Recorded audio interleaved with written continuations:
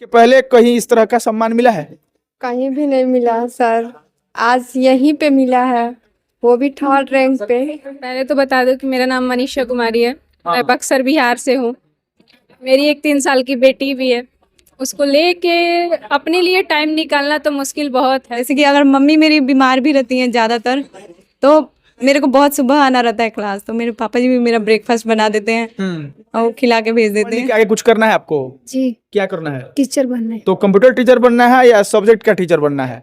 Computer teacher. तो इसीलिए आप पढ़ाई करते हैं? जी। घर से कोई रोक टोक? नहीं। जिससे मैं मिलती थी तो वो लोग पूछते थे आप कहाँ से आई हैं, तो मैं बोलती थी बक्सर बिहार से। तो क्या बोलते आप जॉब करती हैं? तो मैं बोलती थी नहीं, मेरे हस्बैंड जॉब करते हैं। अच्छा, हस्बैंड जॉब करते हैं। महिला सशक्तिकरण का दूसरा उदाहरण आपको दिखाते हैं। बस से बरौली और बस से बक्सर, बस से बिहार। बक्सर से आई हैं जी। तो महिला के लिए एजुकेशनल, सब्जेक्टिव एजुकेशनल के अलावा स्किल डेवलपमेंट का कोर्स करना या कोई मतलब इस तरह का वोकेशनल कोर्स करना कितना जरूरी है? अब इसके अलावा जो इंस्टीट्यूट के टॉप 3 लोग रहे हैं, थर्ड से शुरू करते हैं ना। क्या नाम है आपका? निशा कुमारी। निशा कुमारी। कहाँ से आती हैं पढ़ने के लिए आप? सर खजुरिया से। इस तरह का सम्मान इसके पहले कभी आपको मिला था? नहीं सर, ये पहले प्रथम बार हमको ऐसा सम्मान मिला है। तो आपके घर से इंस्टीट्यूट कितनी दूरी है? सर लगभग 10 किलोमीटर। साइकिल से पढ़ने आती हैं? जी सर। आज क्या कुछ कहिएगा, मतलब आपको जो सम्मान मिला है? सर बहुत खुशी हो रही है, और ये सम्मान मुझे अपने टीचर शिक्षकों के द्वारा इतना अच्छा पढ़ाने के चलते मिला, और मेरे परिवार के सपोर्ट के चलते मिला, और मेरे दोस्तों के सपोर्ट के चलते मिला है। चलिए अब महिला सशक्तिकरण का आपको एक उदाहरण दिखाते हैं। आपका क्या नाम है? अख्तरी खातून। अख्तरी खातून। कहाँ से आती हैं आप पढ़ने? कोटवा से। तो मतलब आपको इस उम्र में कंप्यूटर पढ़ना क्यों जरूरी लगा? लगता है मुझे, मतलब लगा कि कंप्यूटर की जरूरत पड़ेगी, तो इसलिए कंप्यूटर का कोर्स करना चाहिए। तो मतलब पढ़ लिख के आगे कुछ करना है आपको? जी। क्या करना है? टीचर बनना है। तो कंप्यूटर टीचर बनना है या सब्जेक्ट का टीचर बनना है? Computer teacher. तो इसीलिए आप पढ़ाई करते हैं? जी। घर से कोई रोक टोक? नहीं, घर के लोग तो चाहते हैं कि मैं पढूं। चलिए अब एक महिला होने के नाते, एक महिला की बहुत जिम्मेवारी होती है एक परिवार में, उसके बावजूद पढ़ने के लिए टाइम निकालती हैं, खासकर कंप्यूटर कैसे मैनेज करती हैं? सर मतलब ससुराल के लोग भी मतलब सपोर्ट करते हैं पढ़ाई में, और मेरी भी इच्छा है पढ़ने का, तो मैं सब मैनेज कर लेती मतलब इच्छा हो तो सबको ही सपोर्ट करेगा। जी। चलिए आपका क्या नाम है? अंजलि।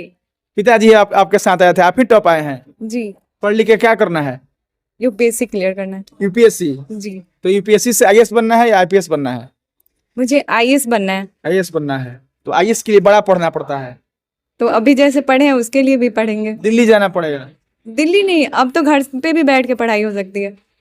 पापा घरों की तरफ से नहीं तो कहा जाता है कि मतलब लड़की है तो नहीं जाना है इसको यहाँ? नहीं, वो तो हमेशा मतलब मेरे को भी पढ़ाते हैं, बगल के लोगों को भी समझाते हैं कि बेटियों को पढ़ाना चाहिए। कंप्यूटर के क्षेत्र में टॉप आई हो, इंस्टीट्यूट में टॉप आई हो, 46 बच्चों में टॉप आई हो, लगभग वहाँ 400-500 बच्चे पढ़ते हैं, तो क्या कुछ करती थी कि मतलब टॉप आई हो?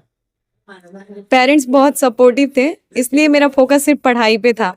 जैसे कि अगर मम्मी मेरी बीमार भी रहती हैं ज़्यादातर, तो मेरे को बहुत सुबह आना रहता है क्लास, तो मेरे पापा जी भी मेरा ब्रेकफास्ट बना देते हैं और वो खिला के भेज देते हैं। चलिए ये सपोर्ट मिलता है। हाँ, मैं कहाँ से पढ़ने आती हैं? लोहिजरा। लोहिजरा। कितना दूर है यहाँ से बरौली से? लगभग 12-15 किलोमीटर होगा। चलिए अब ये लोग, ये महिलाएं वो हैं जो फैशन डिजाइनिंग के क्षेत्र में, आप सेकंड आई थी ना, थर्ड आई थी। कहाँ से, कहाँ घर है? कल्याणपुर। मेरा कल्याणपुर से। इसके पहले कहीं इस तरह का सम्मान मिला है? कहीं भी नहीं मिला सर, आज यहीं पे मिला है, वो भी थर्ड रैंक पे। खुश है? बहुत अच्छा लग रहा है। हाँ, पहली बार इतना सम्मान मिला है, ट्रॉफी मिला है, मेडल मिला है, बहुत अच्छा लग रहा है सर। आप अच्छा, समझ सकते हैं। जब ड्रेस करके, मतलब ड्रेस पहन के आप लोग यहाँ आई थी, तो मतलब आपको लगा था कि आप टॉप 3 में आपका भी नाम चुना जाएगा? मुझे तो मेरे से अच्छा यहाँ पे लोग वर्क किया था, बट मुझे लगा नहीं था कि मैं आऊंगी, बट इतना लोगों में थर्ड आई, बहुत बड़ी बात है सर मेरे लिए। तो फिर जब आपका नाम अनाउंस हुआ तो फिर आपको कैसा लगा उस समय? तुरंत से जब अनाउंस हुआ कि मतलब आप, मुझे बहुत अच्छा लगा, क्योंकि थर्ड आई ये भी कोई खराब रैंक नहीं है। थर्ड आना, इतने 16-17 आदमी में थर्ड आना बहुत बड़ा है मेरे लिए, और मुझे बहुत खुशी है कि मैं थर्ड भी आई, और सर को और मैम को भी थैंक यू। चलिए अब एक महिला सशक्तिकरण का दूसरा उदाहरण आपको दिखाते हैं। बस से बरौली और बस से बक्सर, बस से बिहार। बक्सर से आई हैं जी। तो शादीशुदा होने के बाद फैशन डिजाइनिंग में इंटरेस्ट, उसके बाद से पढ़ने में इंटरेस्ट, पारिवारिक जिम्मेवारी से कैसे परे होकर के सब मैनेज करते हैं? सर पहले तो बता दूं कि मेरा नाम मनीषा कुमारी है। मैं बक्सर बिहार से हूँ। मेरी एक 3 साल की बेटी भी है। उसको लेके अपने लिए टाइम निकालना तो मुश्किल बहुत है। और पहले मैं पढ़ाई वगैरह जो भी की नहीं, पहले तो मुझे नहीं लगता था कि मैं पहले कि हाउसवाइफ ही हूँ, हाउसवाइफ बनूंगी। फिर मैंने बहुत सारे कॉम्पिटिटिव एग्ज़ाम भी दिए। मेरा दुर्भाग्य कि नहीं हुआ। उसके बाद मेरी शादी हो गई। शादी के बाद कोरोना, मेरा एमए में एडमिशन भी हुआ। कोरोना में सब, फिर तब तक एग्ज़ाम होने लगा। फिर कोरोना तो जानते ही हैं हम लोग कैसा काल था, ना कहीं आना ना जाना, बहुत मुश्किल है। फिर मेरी पढ़ाई छूट गई। फिर मेरी बेटी फिर हो गई, तो अब लगता था कि कुछ है ही नहीं। अब इसको देखना, करना, पालना, घर को चलाना, ऐसा लगता था कुछ हूँ, अब क्या कुछ है ही नहीं। फिर मैं कहीं इनके साथ मेरा पोस्टिंग वगैरह हुआ, मैं गई तो फिर कहीं भी दुकान हो या गली हो या कोई जिससे मैं मिलती थी, तो वो लोग पूछते थे आप कहाँ से आई हैं, तो मैं बोलती थी बक्सर बिहार से। तो क्या बोलते, आप जॉब करती हैं? तो मैं बोलती थी नहीं, मेरे हस्बैंड जॉब करते हैं। अच्छा, हस्बैंड जॉब करते हैं। तो फिर ऐसा लगता था कि हस्बैंड जॉब करते हैं, फिर मुझे भी कुछ करना चाहिए। ऐसे लोग बोलते थे कि हाउसवाइफ, एक तरह से देखो तो अगर हम लोग बोलते हैं कि हाउसवाइफ, तो उन लोगों को लगता है कि जैसे कुछ हूँ ही नहीं। लेकिन एक चीज़ बता दूँ कि हाउसवाइफ सबसे बड़ी जिम्मेवारी और काम है। जी जिम्मेवारी काम तो है ही, लेकिन सबसे बड़ी विनर तो हमारी हाउसवाइफ हो। क्योंकि आजकल क्या कुछ भी करे तो उसमें हाउसवाइफ का सबसे ज़्यादा योगदान है। अगर आप खाना ही अन्न वगैरह ला के रख दे, अगर कोई बनाने वाला ना हो तो आप खा तो नहीं सकते हैं। अच्छा, बेटी को लेकर के इसमें पार्टिसिपेट करने का कौन राय दिया था?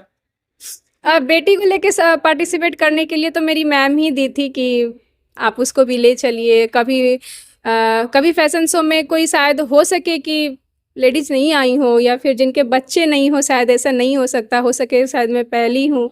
और मुझे भी अच्छा लगा कि नहीं मुझे भी। और फिर ये जो आपका ड्रेस कोड है, ये कौन चूज किया था? ड्रेस कोड तो मेरी मैम चूज की थी। क्या मतलब आप अपने पति के साथ बक्सर से आकर के बरौली में रहती हैं, तो फिर यहाँ पर और भी कंप्यूटर इंस्टीट्यूट हैं और इस तरह का और भी कोर्सेज कराने वाले इंस्टीट्यूट हैं, लेकिन यहाँ पर कैसे आपका दाखिला हुआ? मेरा अभी दाखिला तो दिसंबर में ही, मैंने सोचा था कि थोड़ा सिलाई सीखती हूँ, तो फिर कोई है बगल में जो उन्होंने बताया कि वहाँ BKBY है जहाँ बहुत अच्छा तरह से सिलाई वगैरह सिखाया जाता है। फिर वो मुझे ले गई, उनके थ्रू मैं गई वहाँ पे। अभी दिसंबर 11 को मेरा एडमिशन हुआ।